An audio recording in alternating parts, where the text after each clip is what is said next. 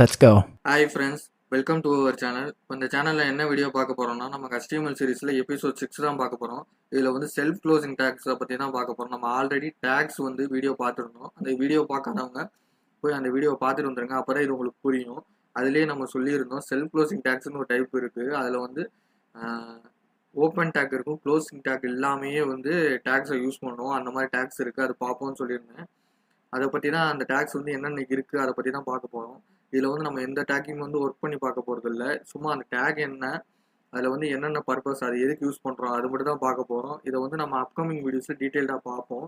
இப்போ நம்ம எதுக்கு இந்த வீடியோ க்ரியேட் பண்ணுறோம்னா, இப்போ வந்து நம்ம வந்து டேக்ஸை வந்து இந்த செல்ஃப் க்ளோசிங் டேக்கை அங்கே வந்து மிக்சடாக தான் பார்ப்போம். எல்லா டேக்ஸை பார்க்கும்போது மிக்ஸ்டாக அங்கங்கே தான் பார்ப்போம். அப்படி பார்க்கும்போது உங்களுக்கு நாளைக்கே வந்து இன்டர்வியூவில் ஒரு கொஸ்டின் கேட்டாங்கன்னா டக்குன்னு செல்ஃப் க்ளோசிங் டேக்னா என்னன்னு கேட்டாங்கன்னா டக்குன்னு வந்து உங்களுக்கு அதை லிஸ்ட் பண்ணி சொல்ல முடியாது என்னென்ன டேக்ஸ் இருக்குன்னு. இப்போ வந்து அதுக்குன்னு ஒரு தனி வீடியோ அதுக்காக தான் கிரியேட் பண்ணுறேன். இப்போ வந்து இந்த வீடியோ ஃபுல்லாக பார்த்தீங்கன்னா என்னென்ன டேக்ஸ் இருக்குது, அதோட பர்பஸ் என்னென்னு டீட்டெயிலாக சொல்லுவேன். அது நீங்கள் பார்க்குறப்போ உங்களுக்கு நாளைக்கு வந்து ஒரு இன்டர்வியூவில் அந்த கொஸ்டினை கேட்டால் கூட நீங்கள் ஈஸியாக லிஸ்ட் பண்ணி சொல்லிடலாம். ஸோ அதுக்காக தான் பார்க்குறோம். சரி, ஓகே, இந்த வீடியோக்குள்ளே போயிடும்.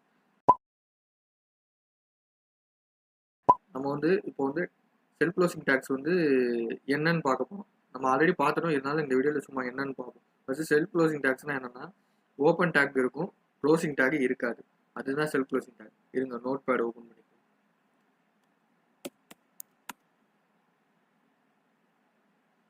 நோட் பேட் ஓப்பன் பண்ணிட்டோம். இப்போ வந்து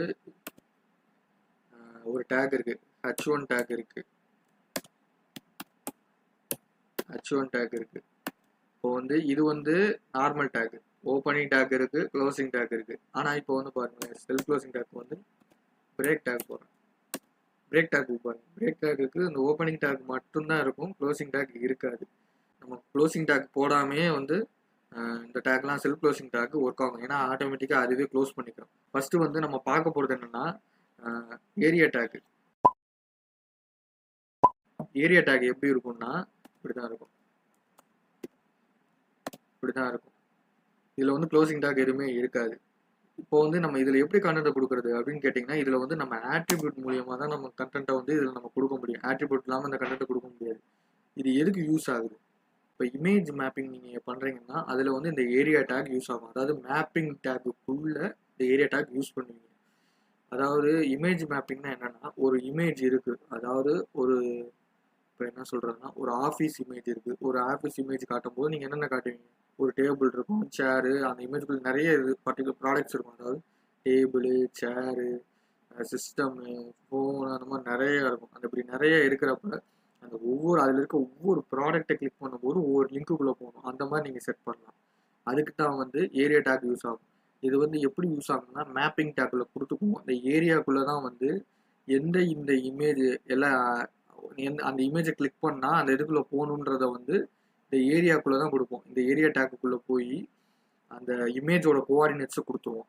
கோஆர்டினேட்ஸ் அதாவது அந்த 0.0 அந்த மாதிரி இருக்கும். அந்த கோஆர்டினேட்ஸை கொடுத்துட்டு அந்த இமேஜை ஃபிக்ஸ் பண்ணிவிட்டு அதுக்கப்புறம் அந்த இமேஜ்லேருந்து ஹெச்ரஃப் டேக்கு கொடுத்து ஹெச்ரஃப் ஆட்ரிபியூட்டை கொடுத்து அது மூலியமாக வந்து நம்ம வந்து வேறு பேஜுக்கு அந்த இமேஜை கிளிக் பண்ணுறதுனால ரவுட் ஆகிற மாதிரி செட் பண்ணிக்கலாம்.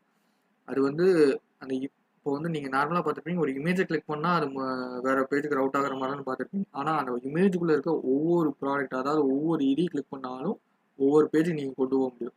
அதுக்கு தான் வந்து நீங்கள் ஏரியா டேக் யூஸ் பண்ணுறீங்க. ஓகேவா? இப்போ செகண்ட் நம்ம பார்க்க போகிறது என்னென்னா பேஸ் டேக். பேஸ் டேக்னா இப்படி தான் இருக்கும். பேஸ் டேக்னா இப்படி தான் இருக்கும். பேஸ் டேக் நீங்கள் எதுக்கு யூஸ் பண்ணுறீங்கன்னா, இப்போ வந்து நீங்கள் வந்து ஒரு பேஜுக்கு நீங்கள் ரவுட் ஆகுறதுக்கு நீங்கள் என்ன பண்ணுவீங்க, அந்த பேஜோட லிங்க்கை கொடுப்பீங்க. அந்த லிங்க்கை வந்து நம்ம வந்து ஆங்கர் டேக் மூலியமாக வாங்குவோம்.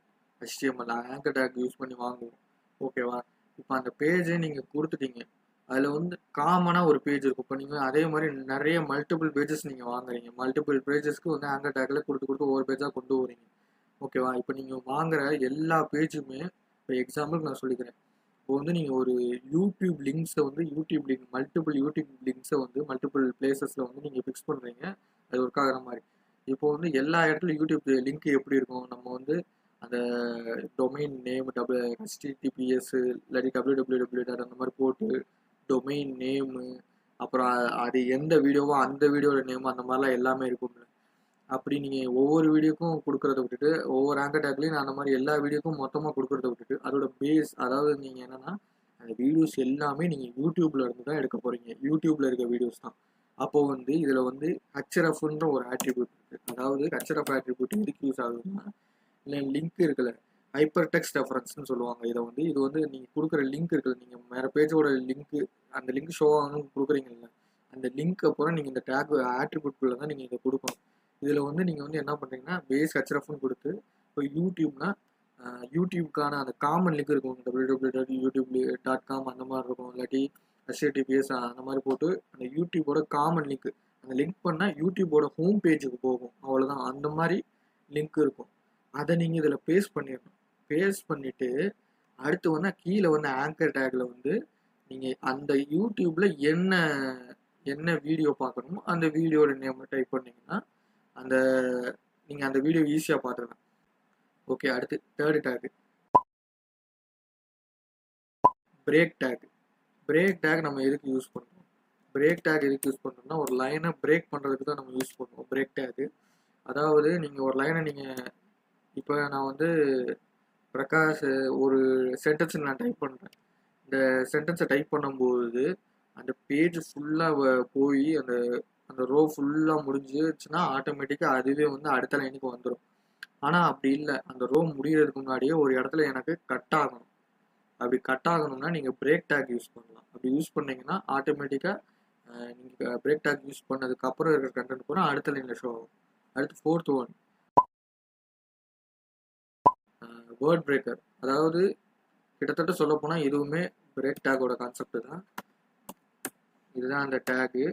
இது வந்து இதுவுமே அதே மாதிரி தான், அடுத்த லைனுக்கு போகிறதுக்கு தான் இதுவுமே யூஸ் ஆகும். இது வந்து மேக்ஸிமம் யூஸ் பண்ண மாட்டாங்க, எல்லாமே பிரேக் டேக் தான் யூஸ் பண்ணுவாங்க. அது இது அவ்வளோவா தேவைப்படாது. ஓகேவா?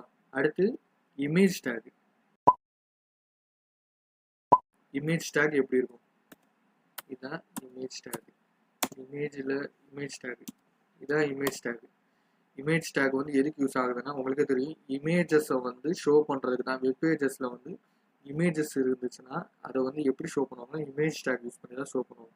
இதில் வந்து இப்படி மட்டும் ஷோ பண்ண மாட்டாங்க. இமேஜில் வந்து ஆட்ரிபியூட் யூஸ் பண்ணி தான் இந்த மாதிரி சிங்கிள், அதாவது இந்த மாதிரி opening take, self closing take எல்லாத்துலேயுமே மேக்ஸிமம் கண்டென்ட் வந்து ஆட்ரிபியூட் யூஸ் பண்ணி தான் நம்ம பண்ணுவாங்க. அதனால வந்து இதில் வந்து என்ன யூஸ் பண்ணுவாங்கன்னா சோர்ஸ்ன்னு, அதாவது அந்த இமேஜோட சோர்ஸை வந்து நம்ம இதில் இது பண்ணுறதுக்காக சோர்ஸ்ன்னு ஒரு ஆட்ரிபியூட் போட்டு அதில் தான் இமேஜ் லிங்க்கு இதெல்லாம் கொடுப்பாங்க.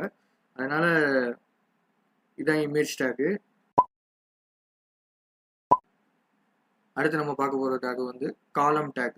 காலம் டேக் எதுக்கு யூஸ் ஆகுதுன்னா, இப்போ நீங்கள் ஒரு டேபிளில் வந்து டேபிள் கொடுக்குறீங்க, டேபிளில் வந்து ரோவில் வந்து நீங்கள் எப்படி வேணால் கலர் மாற்றிடுவீங்க, ஈஸியாக கலர் மாற்ற முடியும். இதே நீங்கள் காலம்லலாம் கலர் மாற்றுறப்ப நீங்கள் காலம் டேக் யூஸ் பண்ணி ஈஸியாக மாற்ற முடியும். அதுக்கு தான் காலம் டேக். அதாவது காலம் டேக் யூஸ் பண்ணி எப்படி காலம் மாற்றுவீங்கன்னா, இப்போ வந்து ஒரு ரோக்குனா நீங்கள் வந்து ஈஸியாக டக்குன்னு கலர் மாற்றிடலாம், ஈஸியாக மாற்ற முடியும். இதே காலம் மாற்றுறப்போ நீங்கள் ஒவ்வொரு காலம்லேயும் போய் அந்த கலரை கொடுத்துக்கிட்டே இருக்கணும். மறுபடியும் கொடுக்குறப்போ உங்களுக்கு கோடு வந்து பெருசாக வாய்ப்பு இருக்குது. ஸோ வந்து அதை நீங்கள் கம்மி பண்ணிக்கிறதுக்காக காலம் டேக் யூஸ் பண்ணணும். இது எப்படி யூஸ் பண்ணலாம்னா, கால் குரூப் அப்படின்னு ஒரு டேக் இருக்குது. கால் குரூப் அப்படின்னு ஒரு டேக் இருக்குது. இதுக்கு வந்து க்ளோசிங் டேக்கும் போடணும். இது வந்து செல்ஃப் க்ளோசிங் டேக்லாம் கிடையாது. உங்களுக்கு சொல்கிறதுக்காக இது யூஸ் பண்ணுறேன் அப்படின்னு சொல்கிறதுக்காக தான் யூஸ் பண்ணுறேன். கால் குரூப் இருக்குது. இதில் தான் போய் நீங்கள் வந்து காலம் டேக் போடணும். இதில் ஆட்ரிபியூட் மூலியமாக ஸ்டைல்ஸ் வந்து நீங்கள் அப்ளை பண்ணிக்கலாம். ஸ்டைல்ஸ் வந்து நீங்கள் அப்ளை பண்ணிக்கலாம். அப்ளை பண்ணிட்டு நீங்கள் வந்து இந்த ஸ்டைல்ஸை வந்து அந்த டேபிள்ஸில் யூஸ் ஆகும். இப்போ வந்து கால், இதே மாதிரி இன்னொரு காலம் க்ரியேட் பண்ணுறேன். இதுலேயும் வந்து நான் வந்து ஆட்ரிபியூட் மூலியமாக இதில் ஒரு பேக்ரவுண்ட் கலர் கொடுத்துக்கிறேன், இதில் ஒரு பேக்ரவுண்ட் கலர் கொடுத்துக்கிறேன். அப்படி கொடுக்குறப்ப என்ன ஆகும்னா, நம்ம டேபிள் நம்ம இது இப்படி கொடுத்துட்டோம்னா டேபிளில் வந்து ஃபஸ்ட்டு காலமில் இது அப்ளை ஆகும், செகண்ட் காலமில் இப்படி அப்ளை ஆகும். அதே மாதிரி நீங்கள் எத்தனை இது கொடுக்குறீங்களோ அதுக்கேற்ற மாதிரி அப்ளை பண்ணிக்கலாம். காலம் டேக் நம்ம பெருசாக யூஸ் பண்ண மாட்டோம், அதனால அட்வான்ஸாக நம்ம போகிறப்போ நம்ம காலம் டேக் யூஸ் பண்ணுறோம். ஸோ அதனால் இதையும் பார்த்துக்கோங்க. அடுத்து நம்ம பார்க்க போகிற டேக் என்னென்னா எம்பர்டு டேக். எம்பர்டு டேக் எப்படி இருக்குன்னா,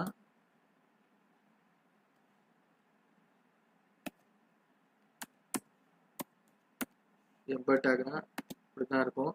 எம்பர் டேக் நம்ம எதுக்கு யூஸ் பண்ணுறோம்னா ஒரு இன்னொரு லிங்கை வந்து இதில் ஷோ பண்ணுறதுக்காக நம்ம யூஸ் பண்ணுறோம். அதாவது எப்படின்னா ஐ ஃப்ரேம்னு ஒரு டேக் இருக்கும். அது வந்து எப்படின்னா ஒரு வெப்பேஜுக்குள்ளே இன்னொரு வெப்பேஜை வந்து ஷோ பண்ண வைக்கிறது தான் அந்த டேக்கோட இது. அதே மாதிரி எம்பர் டேக் யூஸ் பண்ணியுமே நம்ம வந்து அதை பண்ணலாம். அதாவது எப்படின்னா இந்த வெப்பேஜ் இருக்குன்னா இந்த பேஜுக்குள்ளேயே இன்னொரு பேஜ் இன்னொரு சேனலோட வீடியோஸை வந்து இதில் வந்து நம்ம ஷோ பண்ண வைக்கணும் அப்படின்னா இந்த எம்பர் டேக் யூஸ் பண்ணலாம். அடுத்த டேக் வந்து ஹரிசாண்டல் டேக். ஹரிசாண்டல் டேக் நீங்கள் நம்ம ஆல்ரெடி பார்த்த வீடியோஸ்லேயே நம்ம பார்த்துருப்போம். ஹரிசாண்டல் டேக் எதுக்கு யூஸ் ஆகுதுன்னா இதான் ஹரிசாண்டல் டேக் எதுக்கு யூஸ் ஆகுதுன்னா ஹரிசாண்டலாக அந்த பேஜில் ஒரு லைன் கிரியேட் பண்ணணுன்றதுக்காக தான் யூஸ் ஆகுது. ஹரிசாண்டல் டேக் வேறு எதுவும் யூஸ் ஆகுது. ஹரிசாண்டல் டேக் எதுக்கு யூஸ் ஆகுதுன்னா அந்த பேஜில் வந்து நம்ம ஏதாவது ஹரிசாண்டலாக அந்த ஃபுல் பேஜில் லைனு அதே மாதிரி இதை வந்து கஸ்டமைஸும் பண்ணிக்கலாம். அதாவது ஸ்டைல்ஸ் யூஸ் பண்ணி கஸ்டமைஸ் பண்ணிக்கலாம். ஒரு ஹரிசாண்டலாக ஒரு லைனை வந்து பேஜில் கொண்டு வரதுக்காக மட்டும்தான் இந்த டேக் வந்து யூஸ் ஆகுது. அடுத்து நம்ம பார்க்க போகிற டேக் என்னென்னா இன்புட் டேக்.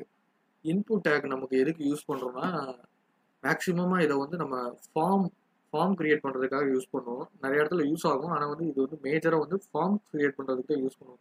அதாவது நீங்கள் பார்த்துருப்பீங்க ரேடியோ பட்டன்ஸ், அதாவது அந்த டாட்டாக இருக்கும், கிளிக் பண்ண அந்த டாட்டு செலக்ட் ஆகும்ல அந்த இது. அப்புறம் செக் பாக்ஸஸ் நீங்கள் பார்த்துருப்பீங்க.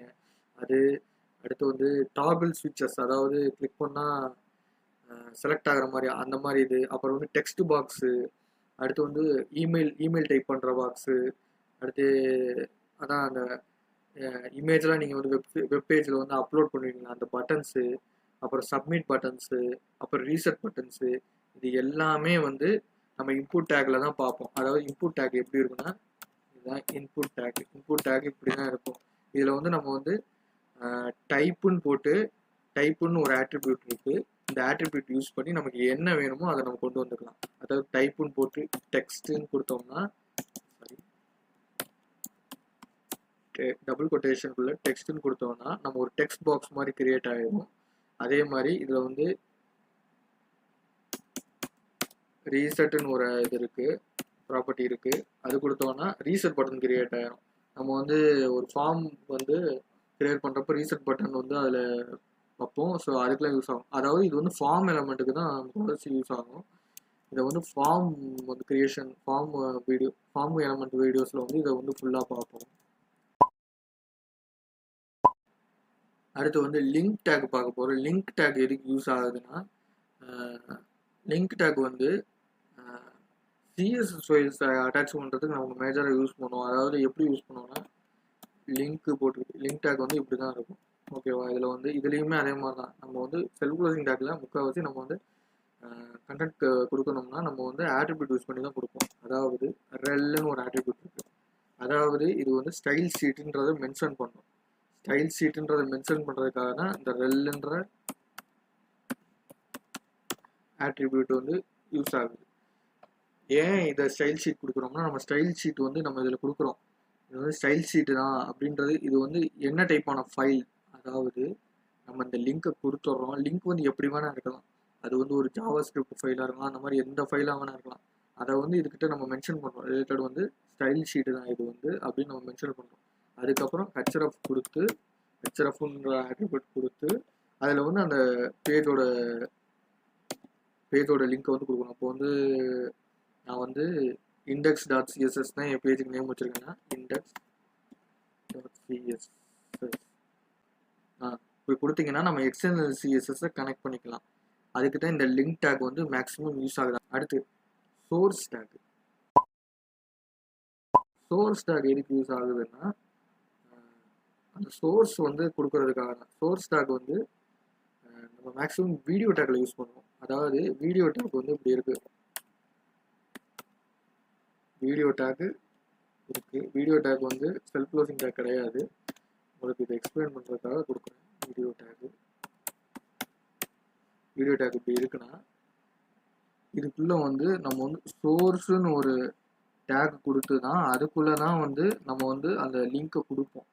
இது வந்து செல்ஃப் க்ளோசிங் டேக், அதனால் க்ளோசிங் டேக்லாம் கிடையாது. ஓகேவா? இதில் வந்து எப்படி கொடுப்போம்னா ஆட்ரிபியூட் யூஸ் பண்ணி தான் சோர்ஸ்ன்னு ஒரு ஆட்ரிபியூட்டை கொடுத்து அதில் தான் வந்து இந்த டபுள் கொட்டேஷனுக்குள்ள லிங்க்கை நம்ம கொடுப்போம். அந்த லிங்க்ல இருக்கிறது தான் வந்து நமக்கு வந்து ஒர்க் ஆகும். அந்த லிங்க்ல நம்ம கொடுத்த லிங்க் தான் வந்து நமக்கு வந்து ஷோ ஆகும். அதுதான் சோர்ஸ் டேக் யூஸ் ஆகுது. நம்ம வீடியோ டேக் வந்து அப்கமிங் வீடியோஸில் டீட்டெயில்டாக பார்ப்போம். ஓகே, நெக்ஸ்ட் வந்து நம்ம மெட்டா டேக் பார்க்க போகிறோம். மெட்டா டேக் எதுக்கு யூஸ் ஆகுது? மெட்டா டேக் இப்படி தான் இருக்கும். மெட்டா டேக் எதுக்கு யூஸ் ஆகுதுன்னா அந்த பேஜோட சில இன்ஃபர்மேஷன்ஸ் கொடுக்கறதுக்காக தான் மெட்டா டேக் யூஸ் ஆகுது. அதாவது எப்படி சொல்றதுன்னா இப்போ வந்து அந்த பேஜை வந்து கிரியேட் பண்ண ஆத்தர் நேம் அதில் கொடுக்கலாம். அந்த பேஜ் வந்து பற்றின ஒரு ஷார்ட் நோட்ஸ், அதாவது ஒரு 1 லைனில் அந்த பேஜில் என்ன கண்டென்ட் இருக்கும் அந்த மாதிரி விஷயங்கள் கொடுக்கலாம். அந்த பேஜோட வியூ போட்டு அந்த சைஸ், அந்த பேஜோட ரெஸ்பான்சிவ் சைஸ் இதெல்லாம் எப்படி இருக்கும் அதெல்லாம் கொடுக்கலாம். அடுத்து பார்த்துக்கிட்டிங்கன்னா இன்னும் ஆத்தரு கீவேர்ட்ஸ் கொடுக்கலாம். கீவேர்ட்ஸ்னால் இந்த பேஜில் வந்து நீங்கள் இந்த இதுதான் பார்ப்பீங்கன்னு ஒரு ஹிண்ட் மாதிரி அந்த மாதிரி கீவேர்ட்ஸ் கொடுக்கலாம். இதெல்லாம் வந்து எதுக்கு யூஸ் ஆகுதுன்னா அந்த பேஜை பற்றின இன்ஃபர்மேஷன் நீங்கள் கொடுக்குறீங்க அதுக்கு யூஸ் ஆகுது. அதாவது எப்படி கொடுப்பீங்கன்னா இப்போ வந்து நேமுன்னு கொடுத்து என்ன கொடுக்க போகிறீங்கன்னா ஆத்தர் நேம் கொடுக்க போகிறேன். ஸோ ஆத்தர்னு கொடுத்துட்டு அடுத்து வந்து அடுத்த ஆட்ரிபியூட்டில் கண்டென்ட்னு ஒரு ஆட்ரிபியூட் இருக்குது. அதை கொடுத்துட்டு ஆத்தர் நேம் என்னது ஒரு நேம் சும்மா நீங்களே ஒரு நேம் கொடுத்துக்கோங்க. இப்போ என் நேமே கொடுக்குறேன்னு வச்சுக்கோங்க. இப்படி கொடுத்துட்டு நான் சேவ் பண்ணிட்டேன்னா சரி ஓகே இதை சேவ் பண்ண வேணாம், நம்ம ஒர்க் அவுட் பண்ணிலாம் பார்க்கக்கூடாது, சும்மா தான் பார்க்கணும். இப்படி நம்ம கொடுத்துட்டு சேவ் பண்ணிட்டோம்னா இந்த பேஜை பொறுத்த வரைக்கும் ஆத்தர் யாருன்னா இப்போ நான் தான் அப்படின்னு தான் வரும். ஓகேங்களா? இது வந்து நம்ம எதுக்கு யூஸ் பண்ணுறோம்னா இப்போ வந்து நம்ம ஒரு பேஜ் வந்து கிரியேட் பண்ணுறோம், அதில் வந்து இந்த டீட்டெயில்ஸ்லாம் நம்ம கொடுக்குறப்ப என்ன ஆகுதுன்னா இப்போ நம்மளே வந்து ஒரு பேஜ் சர்ச் பண்ணும்போது அந்த பேஜோட டைட்டில் மட்டும் தான் வச்சு சர்ச் பண்ணுறோமான்னு கேட்டால் கிடையாது. அந்த பேஜோட ஆத்தர் நேம், அதாவது இந்த ஆத்தர் வந்து என்னென்ன பேஜ் கிரியேட் பண்ணியிருக்காரு அப்படின்னு நம்ம செலக்ட் பண்ணுவோம். இந்த மாதிரி நிறைய இந்த பேஜோட கண்டென்ட், இந்த மாதிரி கண்டென்ட் எனக்கு வேணும் அதெல்லாம் நம்ம செலக்ட் பண்ணுவோம். இதெல்லாம் வந்து அந்த சர்ச் இன்ஜின் வந்து சர்ச் பண்ணுறப்ப இதை வச்சு தான் அந்த பேஜஸை வந்து ஐடென்டிஃபை பண்ணுவோம். அதாவது இப்போ வந்து ஒரு ஆத்தர் நேம் நான் கொடுக்குறேன், அந்த ஆத்தர் வந்து என்னென்ன பேஜ் எல்லாம் பண்ணியிருக்காங்க என்னென்ன இதெல்லாம் பண்ணியிருக்காங்கன்றதை காட்டுறதுக்கு வந்து இது யூஸ் ஆகும். ஏன்னா வந்து இப்போ வந்து இந்த ஆத்தர் நேமில் வந்து இப்போ என் நேம் கொடுத்துருக்கேன்னு வச்சுக்கோங்க, நான் என்னென்ன இதெல்லாம் பண்ணி பார்த்துக்கலாம், நான் என்னென்ன பண்ணியிருக்கேன் என்னென்ன பேஜஸ்லாம் ஒர்க் பண்ணியிருக்கேன்றத பார்க்குறதுக்கு என்னோட நேமை கொடுத்தாலே அது ஆத்தர் நேம் மூலியமாக காட்டிடும். அதுக்குமே இது யூஸ் ஆகும். ஓகே, எனக்கு தெரிஞ்சு எல்லா செல்ஃப் க்ளோசிங் டாக்ஸையும் நான் கவர் பண்ணிட்டேன். இந்த வீடியோ உங்களுக்கு பிடிச்சிருந்துச்சுன்னா லைக் பண்ணுங்கள், ஷேர் பண்ணுங்கள், சப்ஸ்கிரைப் பண்ணுங்கள். பாய்.